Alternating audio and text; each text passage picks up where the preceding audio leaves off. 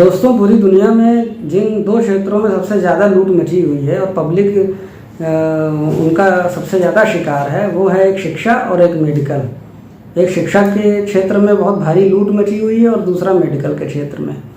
और जहाँ तक मेडिकल के क्षेत्र की बात है तो इसमें जो बड़ी बड़ी देशी विदेशी मेडिकल कंपनियाँ हैं, जो मेडिकल माफिया हैं, पूरी तरह से उन्हीं का नियंत्रण है इस पर। और उनका इंसान की बीमारी से या बीमारों से या बीमारी के कारणों से कोई लेना देना नहीं है। उनका तो सिर्फ एक मकसद है कि ज़्यादा से ज़्यादा बीमार हो, ज़्यादा से ज़्यादा बीमारियाँ हो, तो उस पर वो अपने अरबों खरबों का व्यापार चला सकें। और इसीलिए जो है उन्होंने खूब महंगा महंगा इलाज जो है वो अपने अस्पतालों में तमाम जगह पर जो है वो बड़ी महंगा महंगा इलाज और महंगी महंगी दवाएँ और मशीनें जो है वो बेच रहे हैं अपना। तो आपने ये देखा होगा कि आजकल जो है वो जांचों का बड़ा चक्कर चला हुआ है। यानी अगर आप कोई भी चीज़ कोई ज़रा सी तकलीफ़ हो गई और आप इनके चक्कर में अस्पताल के डॉक्टरों के फंस गए, तो वो पहले तो जो है आपसे हज़ारों रुपए की जांच ही करवा देगा। वो जो आपको ट्रबल है, जो दिक्कत है, उस पर वो काम करने से पहले हज़ारों रुपए की तो जांच ही करवा देगा। उसके बाद कहीं जा कर के वो इलाज का नंबर शुरू होगा। और वो भी कई बार तो ज़्यादातर यही होता है कि आजीवन जो है वो आपको दवाओं पर निर्भर बना देता है। कहता है ये जीवन भर आपको दवाएं खानी है, ये है वो है। क्योंकि उनकी नज़र में आप सिर्फ एक कस्टमर हैं, आप एक सोने का अंडा देने वाली मुर्गी हैं उनके लिए। अगर वो बीमारी को या बीमारी के कारणों को ही ख़त्म कर देंगे तो फिर उनका धंधा नहीं चौपट हो जाएगा वो खरबों रुपए का। तो इस तरह से अगर आप देखेंगे तो जो मेडिकल जैसा जो इतना सेंसिटिव और संवेदनशील क्षेत्र है, इंसान के स्वास्थ्य से, उसके हेल्थ से जुड़ा हुआ है, तो इसमें भी ये सब भयानक खेल चल रहे हैं। अब कई ऐसे केस हुए कि जैसे मान लीजिए वो अस्पताल गया, उसने कहा भैया मुझे ये दिक्कत है, या डॉक्टर के पास गया तो उसने पता चला कि हज़ारों रुपए की जांचें लिख दी। अब वो जांचें ही चल रही हैं महीना भर तक। क्यों?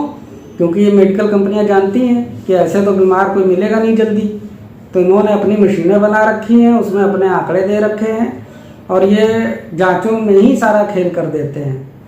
यानी अगर कोई एकदम स्वस्थ आदमी है, उसको कोई दिक्कत नहीं भी है, तो भी अगर वो जा करके इनके यहाँ एक बार अपने को चेकअप करवा ले, दिखवा ले और जांचें वगैरह इनकी करवा ले, तो 4, 6, 10 बीमारियाँ निकाल के ऐसे ही रख देंगे कि आपको ये दिक्कतें हैं और इसका ये इलाज है, ये दवाएँ आपको जो है खानी है।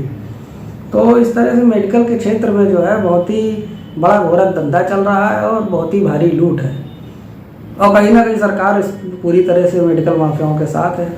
क्योंकि जैसे जो मेडिकल माफिया है वो WHO जैसे जो संगठन हैं अंतर्राष्ट्रीय, उनके जरिए जो है वो सरकारों को खरीद लेता है। भाई जैसे WHO है तो WHO में जिन बड़े बड़े मेडिकल कंपनियों का और मेडिकल माफियाओं का पैसा लगा हुआ है, WHO को वो देते हैं। और WHO उस पैसे को जो है वो मेडिकल का जो इंफ्रास्ट्रक्चर है उसके डेवलपमेंट के लिए और मेडिकल लाइन में बताने के लिए कि मेडिकल लाइन का विकास करने के लिए जो गरीब देश हैं या जो विकासशील देश हैं उनको कर्जा दे देता है WHO, और उसके ज़रिए जो है वो उनकी सारी पॉलिसी लागू करवाता है। उनके सारे दवाएं, उनके सारा इलाज जो है, जो बड़ी बड़ी मेडिकल माफियाओं ने बना रखा है जिससे अरबों खरबों रुपए वो लूट सकते हैं पब्लिक से, वो सारा इलाज ज़बरदस्ती उनके ऊपर, इलाज के नाम पर लूट जो है वो उसको ज़बरदस्ती उनके ऊपर थोप दिया जाता है, अपनी पॉलिसियों को लागू करवाते हैं, इसीलिए वो कर्जा देता है।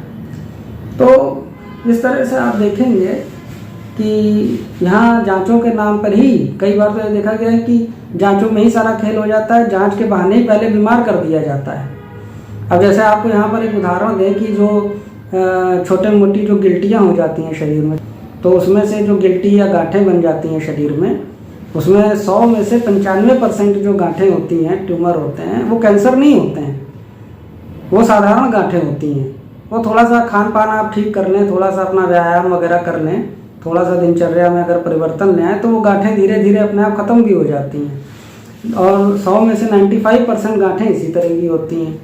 लेकिन अगर आप उनके चक्कर में फंस गए, मेडिकल माफिया के, डॉक्टरों के, अस्पतालों के, तो ये क्या करेंगे? ये तुरंत कहेंगे कि अरे ये कहीं कैंसर ना हो, इसकी जांच करवा लीजिए। और जब जांच करवाने के लिए अगला जाएगा तो पहले तो उसकी जो है वो जैसे एक होती है FNAC की जांच, वो कर देंगे। तो उसमें एक जो है उस गांठ के अंदर सिरिंज लगा करके, यानी मोटा सिरिंज होता है, गांठ के अंदर सिरिंज मार के और उससे सैंपल निकालेंगे, कहेंगे इसकी जांच होगी। और अगर उसमें भी कुछ नहीं पता चल पाया, रिपोर्ट आने पर आया कि इसमें कुछ नहीं है, कैंसर वैंसर जैसी चीज़ नहीं है, तो फिर कहेंगे कि आप बायोप्सी की जांच कराइए। अब बायोप्सी की जांच का मतलब तो कि पूरी तरह से बर्बादी, क्योंकि बायोप्सी में जो है वो एक गांठ के अंदर से एक टुकड़ा काट के निकाला जाता है, छोटा सा ऑपरेशन होता है उसमें। तो अब पहले भी लोहा लगा, फिर दोबारा बायोप्सी में और ज़्यादा उसके साथ छेड़छाड़ हो गई। तो अब जो गांठ साधारण थी, जो कैंसर नहीं थी, वो अब कैंसर में बदल जाएगी। इसीलिए कहा गया है कि कभी भी गांठ में जल्दी जो है लोहा नहीं लगवाना चाहिए, क्योंकि लोहा अगर लग गया तो वो फिर अगर नहीं भी है कैंसर, तो कैंसर बन जाएगा। तो इस तरह से आप देखेंगे कि ये जांचों के बहाने पहले लोगों को बीमार करते हैं, और जब वो बीमार हो जाता है तो उसको फिर जो है इलाज के नाम पर उसको लूटते हैं पूरी तरह से। लोगों के घर, ज़मीन, जायदाद, सोना, जेवर सब बिक जाता है, और उसके बाद पता चलता है कि जिस आदमी पर उन्होंने इतना खर्च किया वो भी नहीं बच पाया, वो भी दुनिया से चला गया। तो इस तरह से इस क्षेत्र में देखेंगे भयानक तबाही मची हुई है, जनता के बीच में जनता को लूटा जा रहा है। और जहाँ तक रही ये बात कि सरकार जो है वो गरीबों के भलाई के लिए, गरीबों के इलाज के लिए पैसा देती है, तो ये भी उन्हीं बड़ी बड़ी मेडिकल कंपनियों, मेडिकल माफियाओं की ही साजिश है।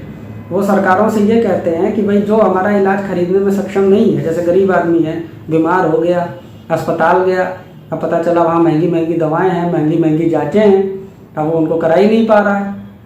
तो और जब गरीब ज़्यादा भी हैं और बीमार भी ज़्यादा होते हैं, तो मेडिकल माफिया सोचता है कि अरे अगर इनसे हमने पैसा नहीं कमाया तो बेकार है। तो वो ये कहता है कि अगर गरीब आदमी अपना इलाज नहीं करा सकता, हमारा महंगा महंगा इलाज नहीं खरीद सकता, तो सरकार के पास जो जनता का पैसा है, भाई सरकार का अपना तो कोई पैसा है नहीं, वो तो कहीं जाती नहीं है मेहनत मजदूरी करने, वो तो आम पब्लिक का जो अरबों खरबों रुपया उसके पास है, उसी पैसे से वो गरीबों के इलाज के नाम पर इन मेडिकल माफियाओं और कंपनियों का सामान खरीदवा देते हैं। यानी गरीब जो है वो बीच में खाली एक माध्यम बन के रह जाता है। यानी जो सरकार के पास टैक्स का पैसा है, पब्लिक का जो पैसा है करोड़ों अरबों रुपया, गरीब आदमी महंगा इलाज खरीदने में सक्षम नहीं है, तो वो इलाज जो है मेडिकल माफियाओं की महंगी महंगी दवाएँ, महंगा महंगा इलाज, महंगी मशीनें, इक्विपमेंट्स मेडिकल के, ये सब गरीब आदमी नहीं खरीद सकता। तो सरकार कहती है कि हम खरीद देंगे। तो जब वो खरीद करके देगी तो गरीब आदमी का इलाज हो ना हो, उसकी क्या समस्या है, वो बचे चाहे ना बचे, ये तो बात की बात है, लेकिन उन मेडिकल कंपनियों का जो है वो लाखों करोड़ों रुपए का सामान बिक जाएगा आराम से, वो अपना मुनाफा काट के ले जाएंगी। तो इस तरह से सरकार और बड़े बड़े मेडिकल माफिया और कॉरपोरेट्स, बड़ी बड़ी कंपनियों के बीच में गरीब जो है वो खाली एक लूट का जरिया बन के रह जाता है बस। अब वो जी रहा है, मर रहा है, क्या हो रहा है क्या नहीं, इससे कोई किसी को फर्क नहीं पड़ता। तो इस तरह से ये गरीबों का भी इस्तेमाल कर लेते हैं।